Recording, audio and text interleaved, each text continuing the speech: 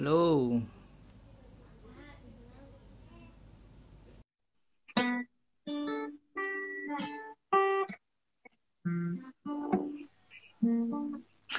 Hei, Halo bro. halo. Sorry, baru selesai makan gua. Mantap. Gue belum makan gua. Enak banget. Padang tuh bro. Eh, Hah? Padang ya? Kepala kepala ikan mas pakai sayur singkong, ceban, bro. Serius? Bener, serius gue. Cuman gokil. Ih, Gokil. Masih ada sekarang ceban ya bro? Ikan lagi. kepala kepala kakapnya aja 15.000. Iya makanya. Gokil. Nah, sambil sambil nunggu yang lain gabung ya bro. Ya, siap. Kaki gimana kaki? Enak. Kali gue mantap bener ya rasanya. Asli. Wuh. Udah lebih baik lah, jauh lebih baik, bersyukur jauh lebih baik. Udah nggak bengkak? Tapi Apa masih bolong, bengkak? bolong bukan bengkak. Bolong. Yoi. Ah, gokil. Karena kalau gua kasih diet, lu muntah lagi pada semua. Jangan deh. Itu tiap tiap tiap ini ganti perban berarti tuh bro. Iya, ini juga sebenarnya abis ini gua mau ganti perban. Hmm. Mm-mm. So, Oke. bagaimana harimu? Ah, ya segitu loh bro. Masih menikmati dampak-dampak dari corona. Nikmatin aja udah yang ada. Enjoy aja.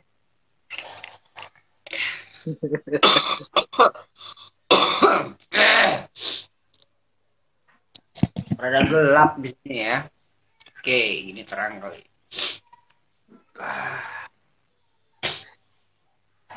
Kita doa aja deh bro. Kita doa nanti sambil ngobrol-ngobrol lanjut ya bro. Iya, iya, iya. Ya, silakan.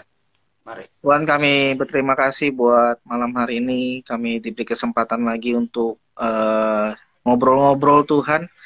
Dan kami percaya ada maksud Tuhan, ada hal-hal baik yang Tuhan izinkan untuk kami boleh belajar. Dan bukan hanya belajar, tapi biarlah itu boleh menjadi hal yang bisa kami lakukan dalam kehidupan kami sehari-hari. Terima kasih ya Tuhan, di dalam nama Tuhan Yesus kami berdoa. Amin. Amin. Oke, bro. Jadi kemarin gue sedikit review aja ya. Jadi buat teman-teman Ya, juga yang baru gabung. Jadi minggu lalu itu kita udah sempat sharing-sharing sedikit, bukan sedikit sih, lumayan banyak sih. Jadi tentang bagaimana sampai Bro Jeki kena narkoba. Jadi ada dua faktor yang kemarin Kak Jeki sharing. Yang pertama faktor rasa ingin tahu, keingintahuan yang tinggi tapi tidak terkontrol, tidak ada yang mengontrol, akhirnya ke hal yang negatif. Yang kedua lingkungan. Jadi ketika rasa ingin tahu itu ada, ketemu sama lingkungan yang kesannya mendukung gitu, memberikan jalan, nah terjeratlah, jatuhlah di narkoba. Terus kemarin juga Bro Jeki juga udah sempet sharing tentang titik balik uh, sampai akhirnya dia mempunyai kerinduan, keinginan untuk berubah. Nah, kita kemarin sampai di situ, sampai di mana Kak Jeki waktu itu bilangnya diajak ke puncak. Ya, ke puncak. gue lupa. Pokoknya sampai di situ. Iya. Nah, eh, jadi itu review sedikit tentang minggu lalu. Jadi minggu ini kita akan lanjutin. ceritanya Kak Jeki, Bro Jeki. Jadi kemarin kita sampai di yang tadi gue ngomong sampai di diajak ke puncak. Jadi sebelum itu ada acara TV namanya yang waktu itu hamba Tuhan namanya John Hartman ya bro. Iya. John Hartman dan tiba-tiba hamba Tuhan itu eh, berkata atau ya berkata-kata yang sepertinya sesuai dengan saat itu sesuai dengan ini gua nih gitu kata Kak Jeki. Akhirnya didoakan di televisi saat itu ya televisi ya bro ya. Iya. Iya. Ya. Nah, terus barulah sampailah puncak. Nah, di puncak tuh ngapain, Bro? Ah, di Gimana, puncak. Bro? Itu ceritanya di puncak. Waktu itu retreat. Ya Oke. kan awalnya sahabat gue ngajakin, gue pikir ya kenapa enggak? Ya kan gue liburan nggak pernah liburan, terus ada yang ngajakin gratis pula, ya kan? Meskipun acaranya acara gereja, acara retreat, ya kan? Uh, Udah akhirnya sampai sana, berangkat duluan sama teman-teman tim musik. Waktu itu mereka tim musik. Udah deh setting sampai sana, kita duluan sampai sana, kita setting alat semua apa segala macam, teman-teman juga semua di sana. Ya udah nggak bawa apa-apa gue ya kan, nggak bawa stok stok bahan atau apa, bener-bener nih bener-bener udahlah apa adanya aja, udah berangkat jalan-jalan aja udah gila aja istilah gitu, udah terserah deh ntar mau gimana, mau apa, gue mau melintir mau gimana. Ya di situ sesi bisa dibilang disitulah awalnya kembali lagi punya hubungan sama Tuhan, kembali lagi Oke. Mulai ikut sesi ya kan, zaman itu masih ya mungkin sampai sekarang pun masih ada ya sesi hati Bapa. Oh, itu sesi favorit, Bro. Iya, sesi hati Bapa, pemulihan, terus apa akar pahit sampai pelepasan. Nah, di pelepasan itu, tapi pelepasan itu di hari akhir apa hari kedua atau apa gitu. Hari Malam pertama, terakhir, gitu.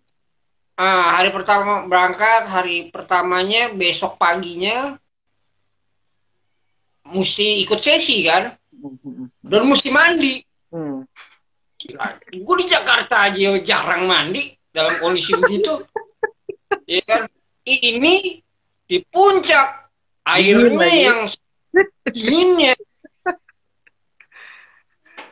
gue nekat, gue bilang bodoh deh, gue mandi, ya kan. Itu gue inget banget gayung pertama yang menyambut badan gue, itu gue cuma bilang dalam nama Tuhan Yesus. Wah, gue teriak. Asli dinginnya. Itu udah cuma berapa kali guyur. Udah habis itu enggak. Habis itu gue selimutan ya kan, selimutan di kamar ya kan. Wah, udah.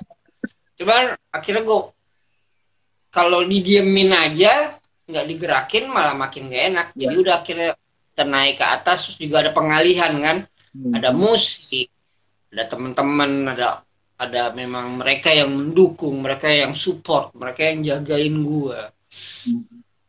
Disitulah mulai ya kan, gue ikutin sesi demi sesi, mulai membuka hati. Yang pasti sih buka hati. Mulai buka hati gue akuin ya, memang ini emang kebodohan gue. Ya kan, memang ini kesalahan gue, dan gue bukan coba ya, memang udah seperti itu, memang udah harus begitu. Kalau nggak begitu gimana? Masuk rehab nggak mungkin aja sih, mungkin aja ya kan. Cuman kan kasihan orang rumah. Duit dari mana? Pada masa itu cuma orang-orang yang punya uang, yang banyak duitnya, yang bisa masuk rehab, ya kan? Terus udah ikutin sesi demi sesi, break, istirahat. Hari itu besok hari itu juga selesai sesi makan siang, gue nyebur ke kolam renang. Gue ngelawannya nyebur ke kolam renang beneran. Gue loncat ya kan, gue loncat aja gue nyebur.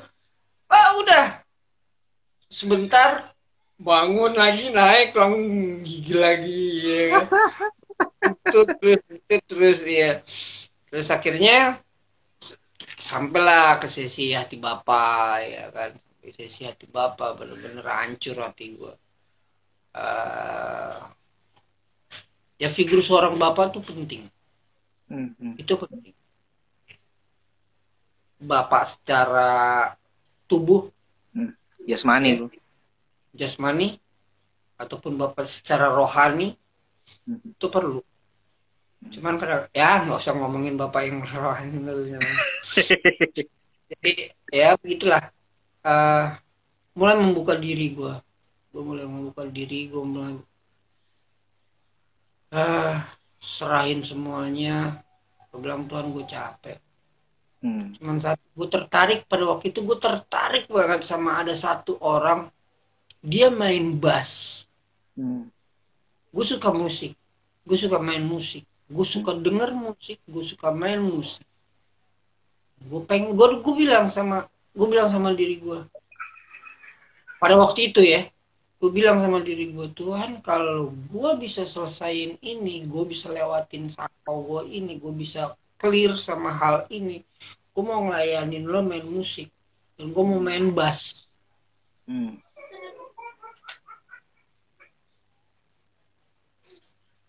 Lewat sesi itu, terus masuklah kita sesi pelepasan, men. Pasar lo tahu kan, ngomong drum ya. Wah, udah keluar itu semua, sampai gue nggak tahu bilangnya ada darah atau apa keluar dari cairan atau apalah keluar dari badan gue, muntah semuanya, semua, dan gue menggeram kayak apa ya, geram simbolis. Terus sudah dari situ terus tetap didampingin dan sampai akhirnya pulang selesai pun itu juga belum kelar, men. Nah, ini gue mau nanya nih, bro, kan itu titik bisa bilang momen di mana lo ambil keputusan untuk gue mau berubah nih, makanya lo ikut retreat itu kan, dan akhirnya lo ngerasain namanya kasih, lo ngerasain namanya ya apalah sebutannya itu, perjumpaan pribadi kah atau apalah sebutannya itu. Lalu setelah retreat pulang, lo kembali ke kehidupan lo dong, maksudnya kehidupan hari-hari lo dong pasti kan. Nah, yang diingin tanyakan, apakah setelah lo ikut retreat pelepasan, hati sesi segala macem tuh lah ya, hati Bapak kah, gambar diri lah, apalah segala macem. Nah, lo apakah 100% langsung 180 derajat berubah, atau lo kembali jatuh lagi, bro? Gimana, bro? Bisa ceritain nggak, bro? 180 derajat langsung berubah memang. Kalau dalam arti kata, yang jelas udah nggak wakaf, yang jelas udah nggak pakai jarum suntik, ya kan? Udah nggak pakai jarum suntik, gue nggak macem-macem, gue nggak mabok, sampai orang-orang bilang, paling dia umurnya 3 bulan doang dia berhenti nih. Bener kan? Udah ada stigma udah. Iya, dihitung-hitung gue inget banget setiap kata-kata itu. Paling cuma 3 bulan, tungguin aja, denger langsung, men. sambil lewat nih orang anak-anak orang nongkrong. Paling juga cuma 3 bulan umurnya, besok lagi juga mabok lagi, begitu lagi, jam balik lagi. Ya memang begitu. Terus sudah akhirnya saya putusin dan gue berubah apa? Kumpul dengan orang-orang yang berbeda, kumpul dengan kawan-kawan yang beda, environment baru, lingkungan yang baru. Gue memisahkan diri. Butuh waktu, nggak mudah untuk seorang pecandu, untuk seorang jengki. Namanya adiksi itu kan penyakit yang kronis. Suatu waktu bisa kambuh kapan aja. Kalau kebuka celah, ya, udah berubah. Gue mengucap syukurnya gue ketemu sama mereka memang yang benar-benar mendukung gue, benar-benar jagain, nemenin gue, baik keadaannya dalam apapun atau apa, mereka ada teman untuk sharing, ya kan, ada teman untuk ini. Gue jarang bicara sama keluarga gue, jarang terbuka gue, apalagi sama ibu gue, sama nyokap. Benar, gue apa yang gue tahu nggak ada orang tahu, orang rumah. Kalaupun tahu, ada orang yang ngasih tahu, ataupun kejadian yang benar-benar bikin heboh, nah baru tuh orang rumah tahu. Kayak begitu. Jadi begitu. Gue lebih dekat sama kawan-kawan gue, sama sahabat-sahabat gue. Jadi setelah itu lo ketemu komunitas, apalah bahasanya, komunitas lah ya, lingkungan baru, orang-orang baru yang dimana saling support ya, saling dukung, temenin lo ya. Berarti ada dari itu semua ada komunitas baru, ada lingkungan yang baru. Nah, kemarin ada yang bertanya gini, bro. Selama bro make gitu, atau selama dalam periode hidup bro yang itu, ada nggak hal yang sampai nyiksa bro banget secara fisik dan mental gitu? Mungkin maksudnya sakau kali ya, bro ya. Lo pernah sakau yang sangat-sangat gimana gitu? Pernah nggak, bro? Itu ya pernah lah, namanya hadapi begitu, sampai akhirnya ada hal yang omongan yang nggak enak. Biasa omongan yang gue bilang itu, lo sekali pecundang, seumur hidup lo pecundang. Ya kan, pada waktu itu gue digituin, dan itu bikin gue marah. Gue tancepin pisau ke paha gue, darah gue dalam keadaan sakau. Gue tancepin, daripada gue tancep tuh orang, ya kan, beneran, udah ambil tuh pisau, gue mau tusuk, tapi karena dia temennya anggota keluarga gue, jadi gue nggak lakuin itu. Gue tancepin paha, ini masih bolong, masih ada bekasnya. Iya. Tancepin, nanti lo di luar, gue bilang. Tapi pada waktu itu ya bersyukur nggak terjadi apa-apa. Nggak berlanjut ya, bro. Apa-apa. Cuman guanya aja yang sakit, berdarah-darah, men. Jalan dengan pincang, ya kan, kaki gue berdarah-darah, paha gue tusuk.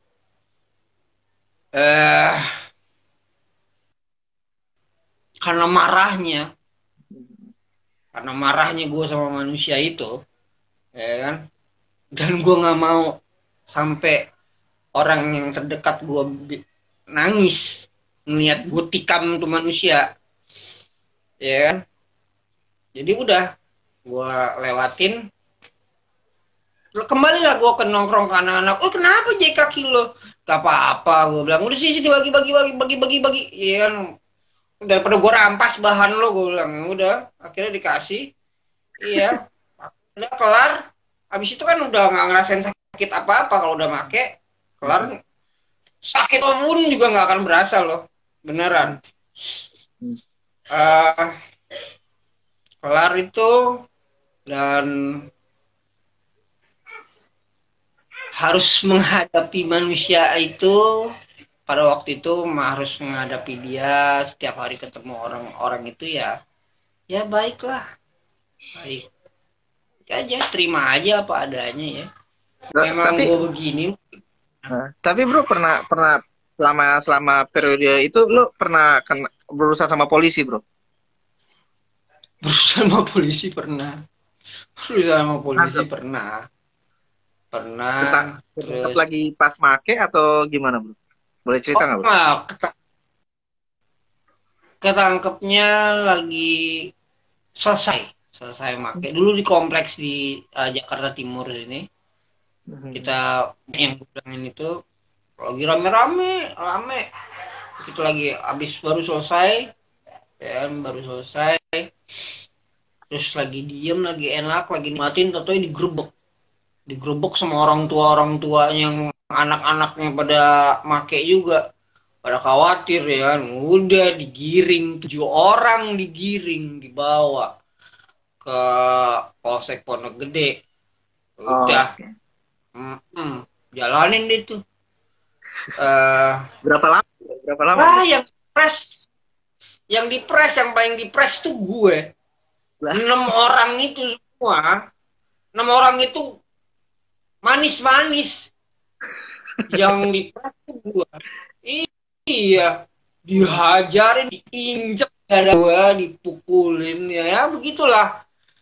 Ya kan, dilihat gue tatoan, ya kan, dilihat gue tatoan, ya kan, wah betato nih kan, anak mandel, ya kan, wah udah, ya lawan lah, mau nggak mau gue lawan, tapi ujung-ujungnya namanya dikerubutin, dipojokin, gue jatuh, jatuh diinjek dada gue, diinjek dada gue. Ya sudah selesai, ditebus lah, mereka minta tebusan, dan ya memang keluarga juga, keluarga kami 7 orang itu juga memang termasuk gue, memang ya memang mau nggak mau harus ditebus daripada masuk anak-anaknya kan, kayak gitu. Terus juga ya pada waktu itu ceritanya gitu. oke, oke, oke. Berarti 86 secara lah bahasanya. berarti secara secara stigma kena juga lewat verbal, lewat fisik juga kena juga ya, bro ya. Nah, Nah, ada pertanyaan itu tuh tadi, ada pertanyaan dari di kolom komen. Salah satu alasan orang make itu biasanya untuk ngelupain masalah hidup atau menghindari masalah hidup. Menurut pengalaman bro, bener nggak sih orang-orang make itu karena untuk lupain masalah hidup atau menghindar dari masalah hidup, bro? Gimana menurut bro? kalau menurut gue nggak juga, Nggak juga ya. nggak selalu, nggak Iya. selalu. Iya, Itu faktor nggak utamanya selalu. sebenarnya diri sendiri aja, bro ya. Masalah di diri sendiri Iya, aja ya. iya, nggak selalu. Kalau orang bilang wah buat ngilangin masalah, itu excuse man.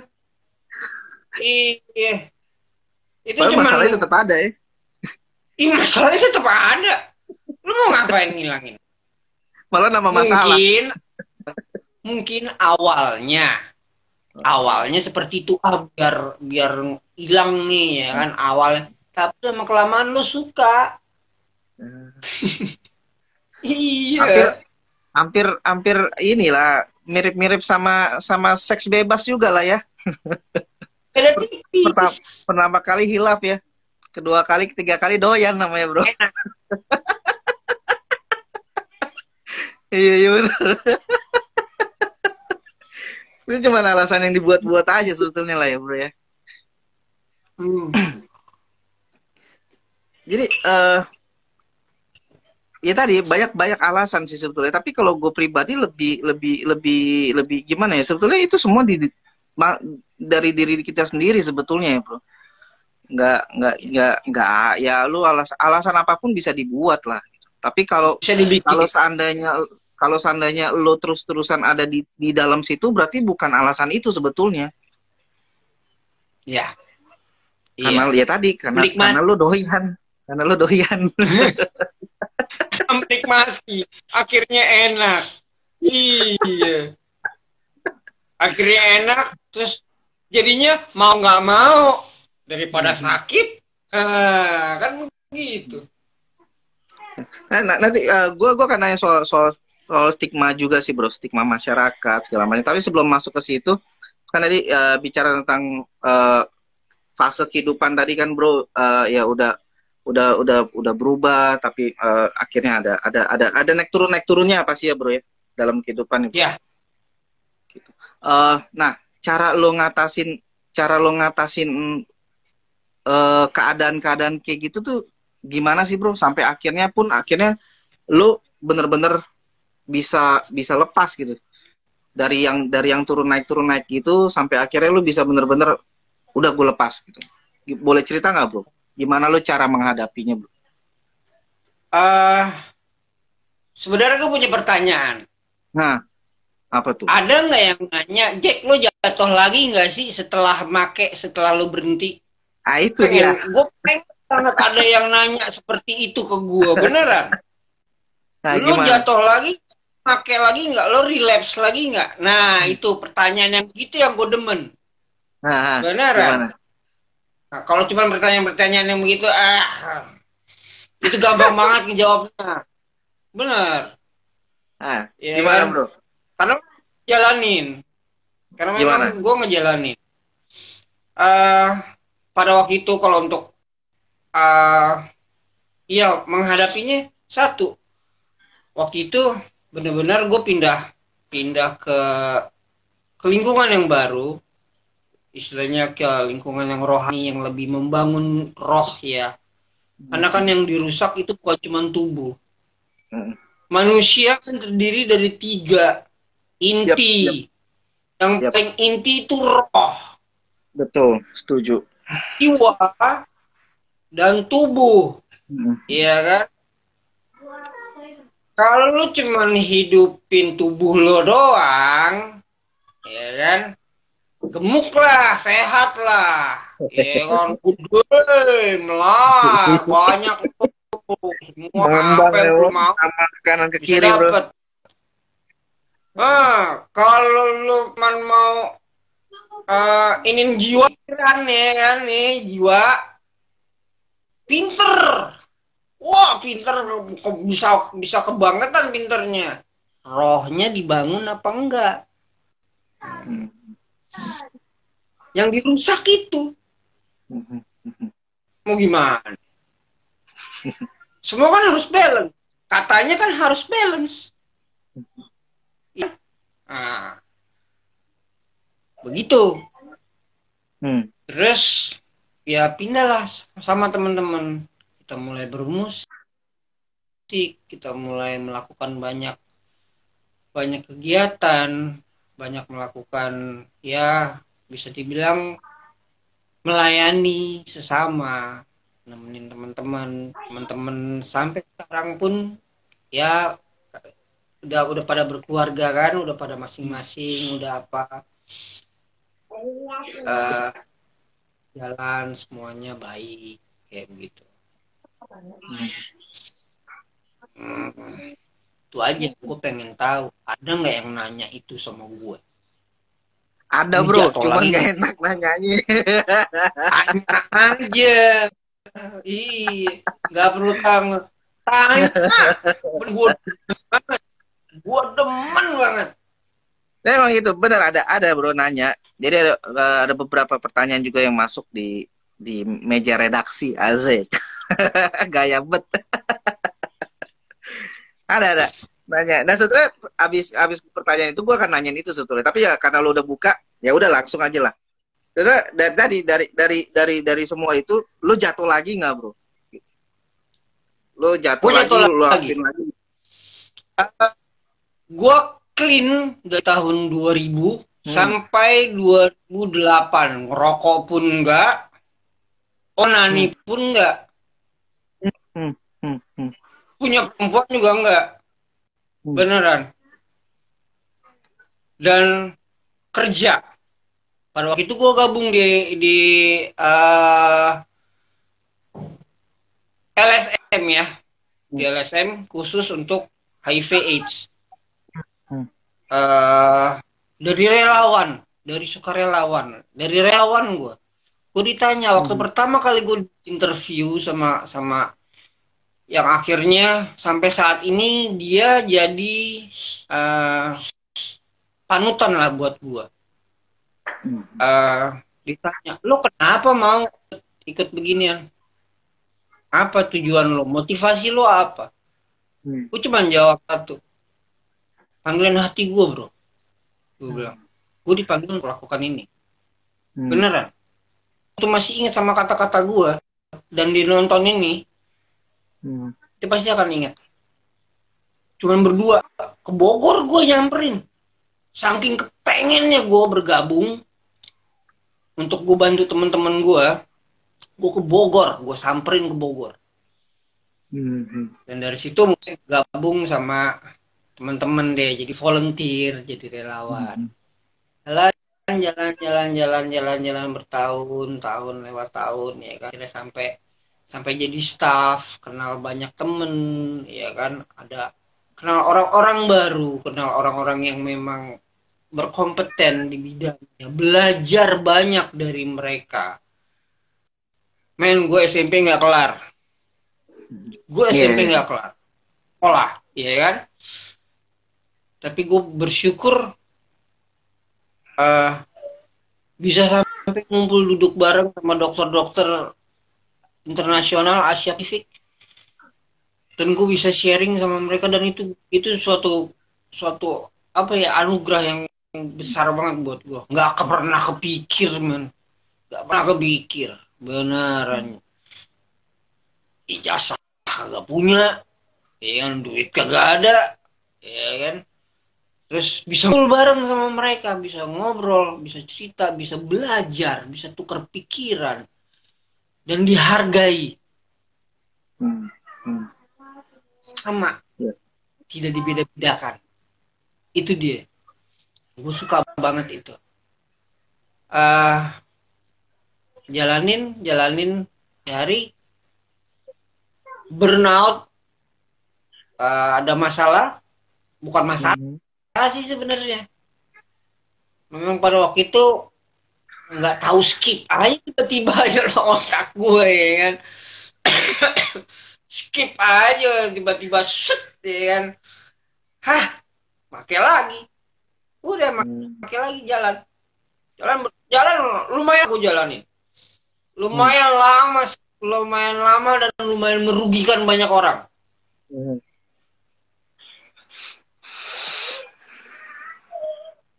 Iya, nggak malu gue ceritain. Namanya dosa, ceritain aja kan. Dosa yang nggak diungkapin kan dosa yang nggak diampunin, ya kan.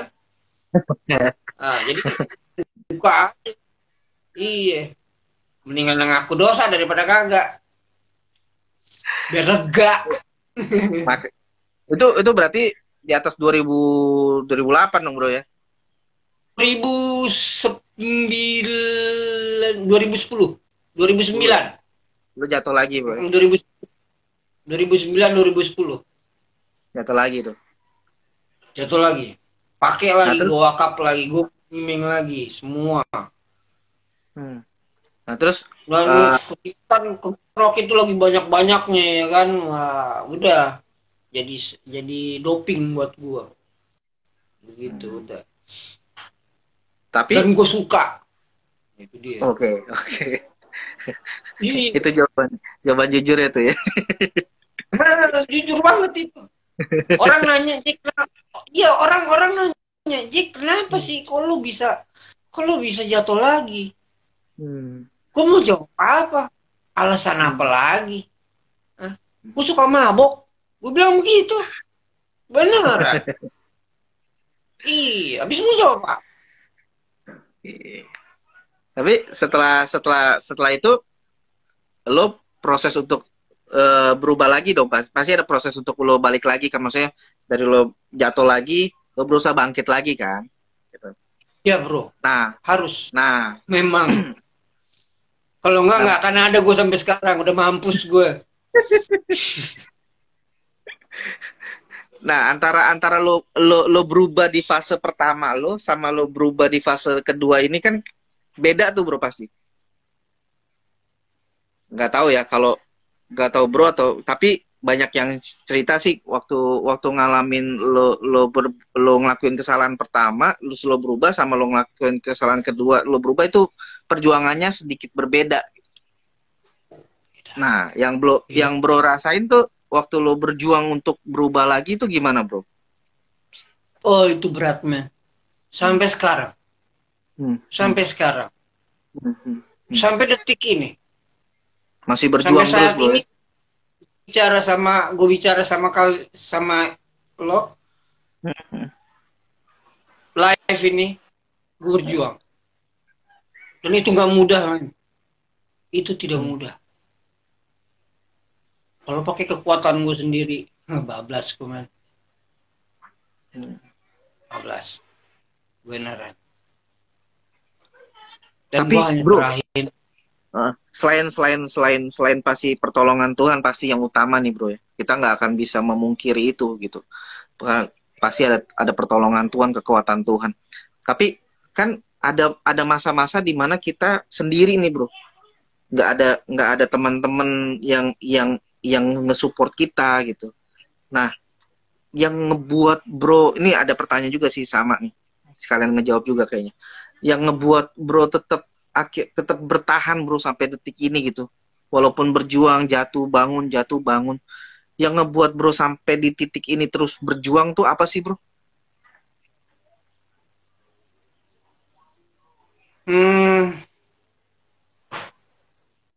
Apa ya? Gue bingung nih jawabnya nih. Karena jawabnya pasti akan jawabnya orang mikir lo klise jawaban lo ya kan. Sorohani lo jangan taruh gitu lagi ceritanya. Ya tadi kan gue udah ngomong kan, maksudnya selain pertolongan Tuhan itu udah pasti utama lah. Itu udah pasti, nggak usah bukan berarti kita nggak ngomongin itu, tapi itu udah pasti gitu. Nah, tapi kan ada respon di dalam diri kita juga gitu, yang ngebuat kita terus berjuang. Nah, yang gue tanyain, kira-kira bro bisa cerita nggak apa yang bener-bener ngebuat bro tetap berjuang sampai yang di dalam diri bro, yang ngegerakin bro untuk terus berjuang gitu sampai di titik ini, di hari ini, di pukul sekian ini gitu. Gue pegang janji. Gue pegang janji gue yang pertama. Gue pegang janji gue. Terserah orang mau ngomong apa. Gue pegang janji gue. Meskipun gue harus jatuh bangun, gedebak-gedebuk ya kan. Telentang kecemplung ya kan. Gue mesti naik bangkit sendiri. Ada orang yang ngangkat gue. Ada orang yang ngasih tali buat gue. Jatuh lagi. Hancur lagi. Remuk lagi. Gue pegang janji gue yang pak. Gue akan ikut dia sampai gue mati. Sampai napas kehabisan gue. Terserah orang apa. Apapun yang gue lakukan itu resiko ya gue yang bikin. Ya kan, resiko gue yang terima. Tapi satu, gue pegang janji gue. Karena dia yang kasih janji, nggak pernah ingkar janji, men. Dia yang kebikin janji, dia nggak pernah janji. Dan gue rasain itu sampai sekarang. Sampai detik ini.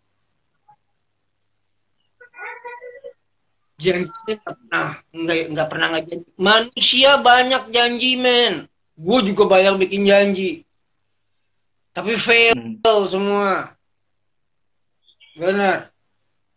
Pacaran. Nikah. Kan? Janji sehidup semati. Iya kan? Giliran hidup nih doang. Pas lagi ada duit. Ya kan? Nah, giliran gak punya duit. Ditinggalin lo. Nah, ada begitu. Nah, kalau yang setia sampai dia akan tetap sama. Dia akan tetap dia akan komitmen sama apa yang dipegang di hati dia. Itu dia. Ya, gue setuju maksudnya gini bro. Yang gue pegang dan gue tanemin di dalam diri gue juga masing-masing kita punya pertandingannya sendiri-sendiri gitu. Masing-masing kita sedang bertanding, masing-masing kita sedang berjuang dalam hidup kita gitu. Dan kita punya lintasan perjuangannya masing-masing juga gitu. Ya. Gitu. Nah, ada sebetulnya alangkah baiknya ya bagusnya banget ya kalau kita sadar ini kita saling dukung bukan saling menghakimi sebetulnya seharusnya gitu. Itu. Tapi sayangnya Memang sayangnya banyak orang yang baru menang sedikit aja udah bisa menghakimi orang gitu. Itu yang kadang-kadang suka sedih juga gitu. Karena gini, gue percaya gini, waktu lu ngelihat orang lagi buat salah, belum tentu lo bener gitu, belum tentu lo nggak bersalah gitu. Karena ya bedanya kan cuman, kalau buat gue kalau ngomong gini gue selalu cuma bilang bedanya cuma satu, dia ketahuan, kita nggak ketahuan, itu aja. iya. Gitu aja gitu. Makanya kadang-kadang suka bingung juga nih, kok banyak lu maksudnya apalagi yang ya orang-orang yang merasa rohani gitu. Kalau buat gue ya orang yang rohani seharusnya orang yang semakin merangkul gitu. Orang semakin rohani, orang semakin mengasihi Tuhan. Ya gue pinjam kata-kata Kak Yeri Patinasarani lah, bro pasti kenal lah. Bro. Ya. Orang yang mengasihi Tuhan pasti mengasihi sesama, nggak mungkin enggak gitu. Tapi kalau lo bilang lo mengasihi Tuhan tapi lo malah menghakimi sesama, perlu dipertanyakan. Lo bener mengasihi Tuhan yang mana yang lo kasihi? Kayak gitu. Tuhan siapa? Tuhan yang mana? Nah, karena banyak banget Tuhan kecil hari-hari ini. Nah, itu dia. Tuhan kecil ya bro. Tuhan kecil. Tadi kan bro tadi sempat cerita tentang bro ikut di LSM HIV AIDS ya. Nah, ya seperti yang kemarin gue juga ada pertanyaan. Ada banyak orang berpikir gini bro. Ada ketika lo narkoba, lo pasti kena HIV AIDS. Nah, pertama pertanyaan gue, bener nggak orang yang pakai narkoba pasti kena HIV AIDS? Yang kedua, ini agak pribadi tapi bro boleh jawab boleh tidak. Apakah bro akhirnya kena HIV atau gimana? Nah, bro boleh cerita deh. Oke, gue HIV positif. Saya Jack Maharja, seorang HIV positif. Kalau dibilang orang yang pakai narkoba itu berisiko, beresiko iya. Beresiko iya ya. Kalau pasti enggak ya. Mempunyai resiko untuk terpapar, untuk kena, iya. Ada. Tapi kalau pasti ada risiko enggak ya. Tapi kalau misalnya pasti, karena nggak semudah itu men penularan HIV.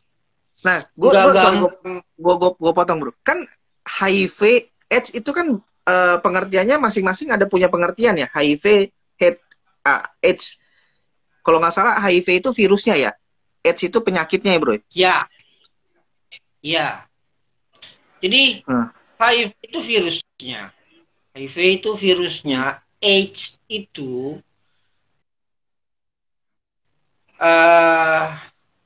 penyakit penyerta yang karena sistem kekebalan itu kan menyerang sistem kekebalan tubuh manusia.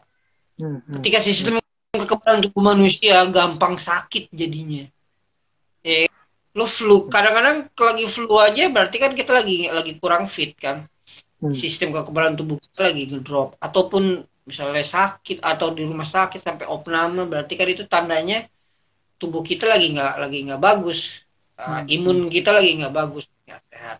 Nah, AIDS itu kumpulan karena kekebalan tubuhnya udah turun, muncul itu penyakit-penyakit tuh macem-macem tuh ya kan, keluar tuh, nggak ada yang ngelawan nih si penyakit kekebalan tubuhnya memble loyo ya kan, ya gimana, akhirnya keluarlah penyakit ada, mungkin dulunya memang udah punya benih untuk TBC, tapi karena kekebalan tubuhnya lagi kuat, jadi masih sehat baik-baik aja, terus sampai kekebalan tubuhnya turun, akhirnya jadi TB, tuberkulosis, atau ya macam-macam lah penyakitnya lah, penyakit penyertanya ada, sampai penyakit kulit, penyakit kelamin, segala macam. Nah, karena sistem kekebalan tubuhnya turun, dan dibilang gue masuk fase AIDS sudah berapa kali ya, banyak, sering banget. Bolak-balik. Tapi bro, waktu bro tahu berita ini gitu, waktu lo tahu lo kira tahu lo positif bro, yang lo rasain apa bro? Yang gue rasain, ini gue ceritain ya. 2002 apa 2003 kama diajakin gue ngedrop, badan gue ngedrop. Pada waktu itu gue udah berhenti dan beraktivitas di gereja, di kegiatan rohani, ya kan, rokok enggak, dan gue juga nggak punya cewek, ya kan? Jadi terus udah akhirnya tiba-tiba itu lagi on fire-nya deh, ya kan, apa bahasanya, kasih mula-mula. Iya betul. Leader man. Udah, terus tatonya kok makin lama badan gue makin ngedrop. Mau berasanya kita mission trip ke daerah Bogor. Dari situ mission trip gue harus dari bawah, harus naik ke atas gunung sambil manggul pakaian-pakaian, itu jalan kaki lewat sampai di atas, sakit, ngedrop, pulang dari situ mulai batuk, gejala-gejalanya, gue mulai batuk, gue mulai kurang, nafsu makan gue berkurang semua. Dan sampai akhirnya waktu itu ada sahabat gue yang sampai sekarang dia nemenin gue sampai detik ini, dia support gue. Dia lagi belajar kedokteran pada waktu itu, dan setiap apapun yang gue pengen tahu, gue selalu tanya sama beliau. Gue selalu tanya, kenapa bro gue begini bro? Kenapa gue begini? Kenapa begini? Kenapa begini? Dia nggak pernah kasih jelas. Akhirnya cuman dia bilang, coba bawa periksa ke rumah sakit di daerah Pluit, Atma Jaya, daerah Pluit. Yep. Kami tuh, udah habis badan gue, udah cuma makan kentut bahasanya. Beneran, udah masuk ke rumah sakit nasional RCM. Maaf, kami tidak punya, nggak punya fasilitas untuk ini. Udah ditolak gue, beneran. Penolakan gue udah yang namanya penolakan gue udah demen banget dah. Beneran, gue suka banget sama penolakan. Semakin bikin gue kuat. Udah kayak teman hidup ya bro. Iya. Sampai akhirnya di rumah sakit itu di Pluit, masuk ke ruangan IGD, dokter jaganya cuma ngomong ini, kamu narkoba ya? Iya, dulu saya narkoba ya. Iya, karena narkoba kamu jadi begini. Digituin gue, disuntik, diambil darah, mau diambil darah ya kan? Mau diambil darah mungkin pada waktu itu dokter jaga atau apa yang masih koas, ya kan? Jadi konteng tangan gue pada pecah-pecah. Gue bilang, sini lah, gue bilang, gue aja yang ngambil, gue aja nyuntik. Emang bisa, kamu bisa? Saya bisa, gue bilang. Bisa, gampang banget. Tapi nggak boleh, ya. Udah, di bedel-bedel kan gue bengkak berdarah-darah. Tunggu hasil. Waktu itu ada nyokap, oma gue, eh, kakak-kakak rohani gue di gereja, semua nganterin gue. Kita nunggu hasil berapa jam. Dan yang pertama dipanggil nyokap sama oma. Nyokap sama oma, gue udah apa? Tenang. Gue bilang, apapun hasilnya, ini resiko yang harus gue terima. Dan gue terima ini. Dan benar. Keluar, oma gue nangis, mama gue nangis, semua bersedih, ya kan? Karena apa hasilnya? Apa hasilnya? Apa hasilnya? Gue bilang, kamu HIV, kamu AIDS. Oh iya, ya udah, nggak apa-apa oma, nggak usah nangis, mama nggak usah nangis. Itu konsekuensi yang harus saya terima. Dan saya terima itu. Beneran. Tanya sama emak gue, tanya sama nenek gue. Masih hidup. Itu konsekuensi yang harus saya terima. Dan saya terima itu. Saya buka hati untuk itu.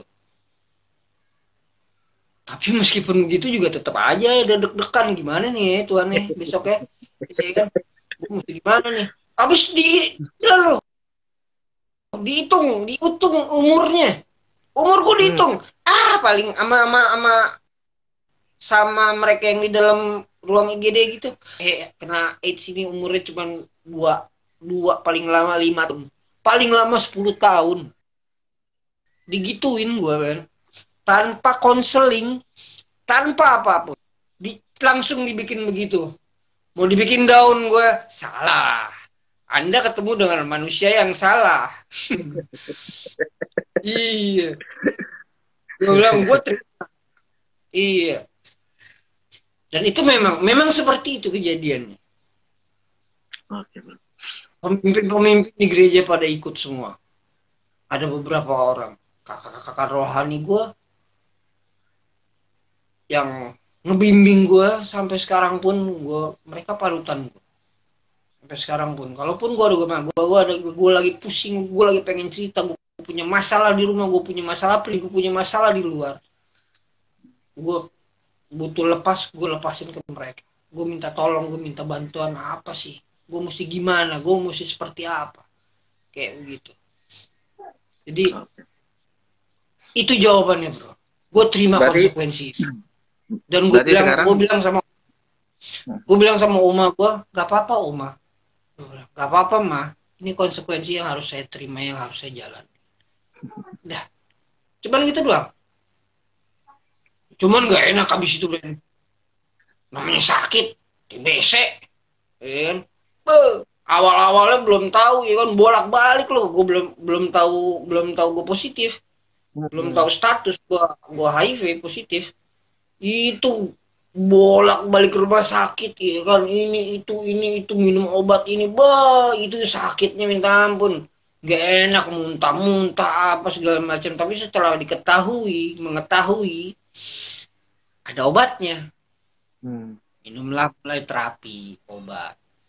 Mulai sahabat-sahabat gue juga waktu itu di Faith House, ya kan, mereka dukung gue. Mereka bangun sama-sama, kita lakukan sama-sama. Mereka dukung gue, mereka support gue, semuanya. Sampai saat itu dia. Bahkan sempat itu. Ini bro ya, apa namanya, bukan aktif lah, maksudnya bro sama Kak Krisnadi ya, sama teman-teman yang lain juga melayani teman-teman pang juga ya bro ya. Iya. Main musik. Main musik.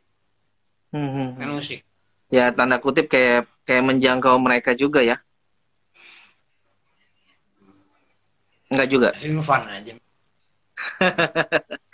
Berbagi hidup lah ya. Berbagi hidup yang benar berbagi. Berbagi hidup sama mereka ya. Berarti sampai sampai sekarang Nggak sama berarti minum sama obat deh bro. Berarti untuk jaga kondisi minum obat terus. Tiap bulan pasti ke minum periksa ya bro.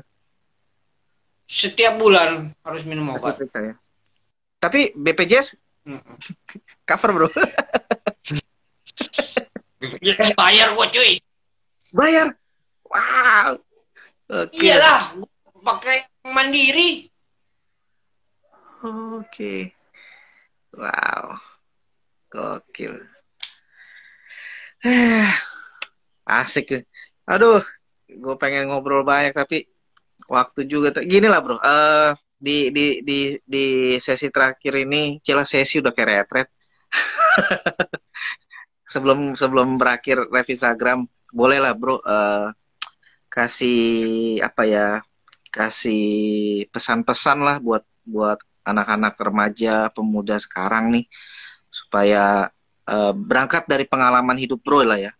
Berangkat dari pengalaman hidup bro untuk supaya bagaimana mereka bisa berjaga-jaga untuk nggak sampai masuk ke dunia narkoba bahkan sampai tentang HIV/AIDS. Bolehlah bro kasih pesan-pesan sedikit lah bro.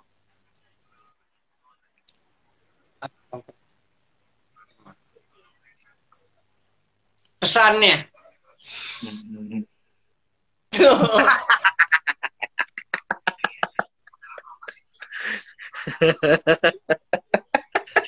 Eh,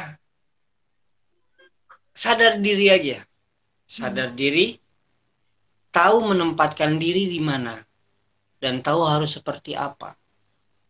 Kalau memang merasa itu resiko, mempunyai risiko yang nggak bagus, hindarin, jauhin, jangan disamperin, ya kan?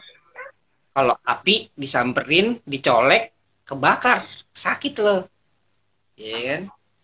Nah, jadi jangan disamperin tuh api, dilihat aja udah, ya kan? Nah, jangan lo coba api unggun lo masukin tangan lo ke dalam situ, kebakar mateng.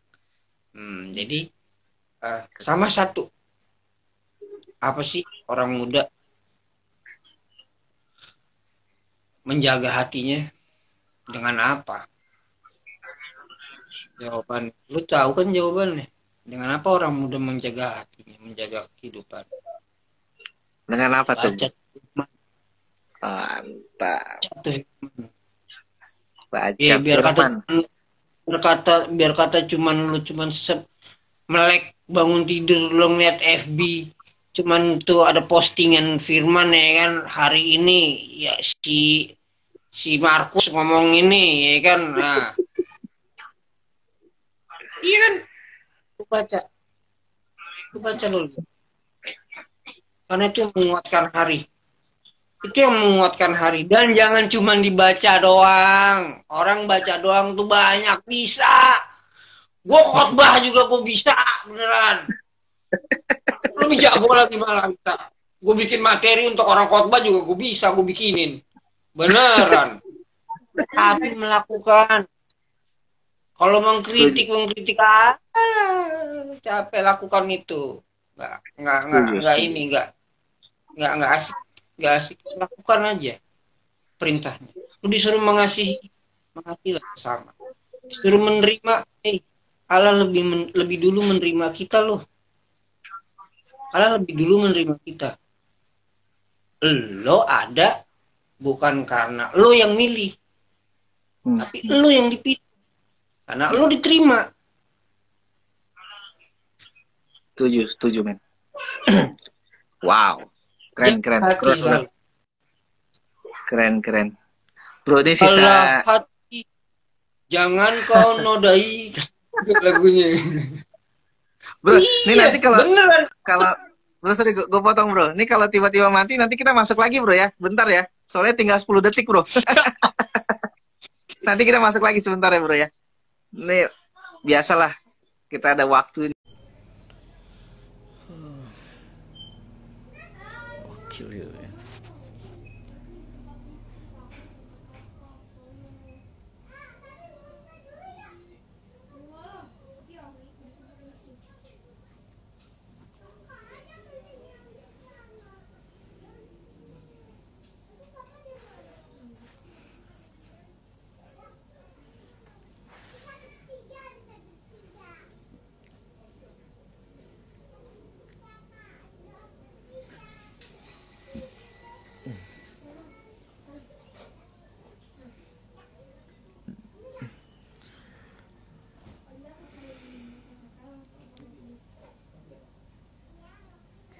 Anjing.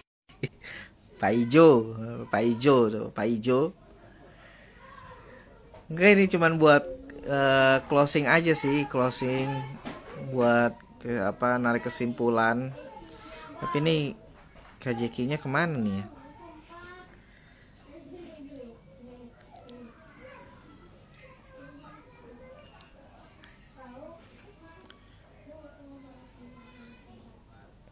Oke lah. Jadi tadi dari Bro Jeki, dari KJK udah ngomong bahwa intinya kita harus sadar diri aja, kita sadar diri, lalu jagai hidup kita. Nggak bisa dengan apa, dengan hal lain selain dengan firman gitu. Jadi intinya lo harus bangun hubungan pribadi sama Tuhan. Lo harus bangun ya tadi hubungan pribadi lo sama Tuhan. Lo isi hidup lo dengan hubungan dengan Tuhan lewat firman, lewat doa-doa pribadi lo gitu. Jadi karena memang dalam hidup kita pasti, bukan pasti ya, maksudnya pasti ada fase-fase di mana kita sendiri. Nah, dalam kesendirian itulah kita benar-benar harus kuat gitu. Dalam fase-fase, kalau yang sebutnya sih singleness gitu, singleness yang gue juga belajar dari Kak Yeri tentang singleness, kebangun tentang singleness. Jadi teman-teman, intinya adalah jangan pernah coba-coba, walaupun memang itu hal yang sangat menarik, hal yang mungkin enak. Ya namanya dosa pasti enak, nggak mungkin dosa nggak enak, karena kalau dosa nggak enak nggak mungkin banyak yang mau gitu. Dosa pasti enak, dan ketika lo masuk di dalamnya, lo pasti akan terjerat dan lo pasti akan terhisap di sana gitu. Jadi teman-teman, jangan pernah coba-coba walaupun cuma sedikit, entah itu narkoba, entah itu seks, entah bahkan mungkin kalau ya hal apapun lah yang memang negatif, yang kita tahu itu negatif, ya jangan. Dan ketika, maksudnya gini, lo harus punya juga lingkungan yang sehat juga, lingkungan yang benar-benar dimana orang-orangnya saling dukung, saling support, bukan saling menghakimi gitu, saling menerima. Ketika lo gagal, dia bangkit bareng-bareng, dia angkat lo.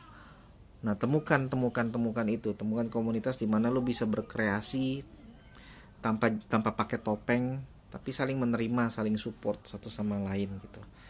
Jadi semua balik ke kita kok, semua balik ke diri kita.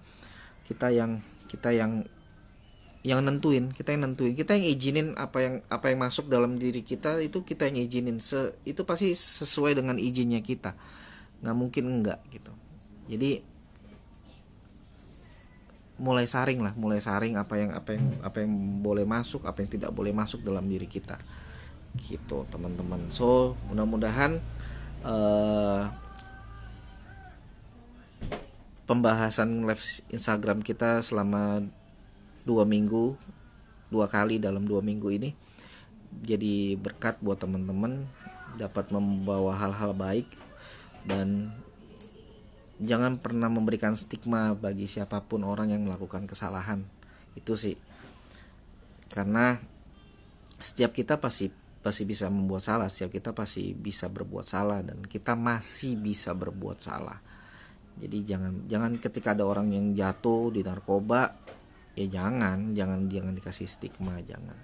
Tapi berdoalah, jangan kritik, jangan gimana, jangan merasa diri benar, jangan merasa diri baik. Kita semua masih berjuang, di dalam pertandingan iman kita masing-masing. So ya kita fokus aja untuk sesama pejuang, ya kita saling support, kita saling doakan, jangan saling menghakimi. Stop menghakimi lah teman-teman gitu. Oke.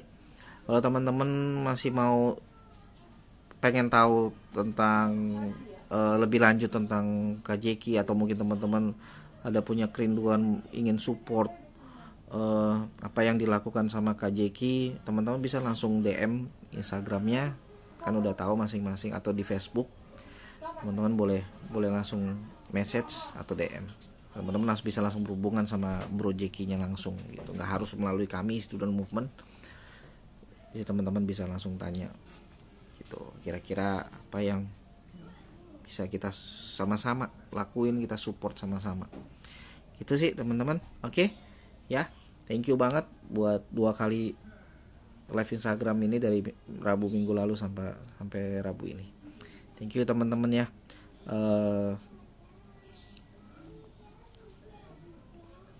Apalagi ya, itu aja sih, bingung juga gue mau ngomong apa. Nantikan untuk live Instagram Rabu minggu depan, pastinya dengan tema yang beda dan pasti menarik, dan memang ada kami coba mengangkat isu-isu yang sedang berkembang hari-hari ini. Dan kalau teman-teman punya saran, punya ide tentang pembahasan yang mungkin kayaknya ini menarik nih, kayaknya ini ya, itu bolehlah teman-teman kasih saran DM. Itu sih ya, thank you banget. Udah, ini cuman sekali lagi, ini cuman closing aja. Tadi kita udah live Instagram. Halo Bunda Yeti, thank you. Thank you Bun. Oke teman-teman aja, sekali lagi tetap pantengin IG Student Movement ya teman-teman, dan juga jangan lupa like, subscribe, and share YouTube channelnya kita Student Movement 28. Oke, nggak apa-apa Bunda, nggak apa-apa. Nggak apa-apa Bunda, thank you banget udah nyempetin nonton. Thank you. Yang rekam yang tadi, yang sejam tadi kita udah upload kok di IG, jadi bisa ditonton juga. Oke teman-teman, thank you banget. Tuhan berkati semua ya, tetap semangat, dan you are the movers, remember that. Oke, ciao.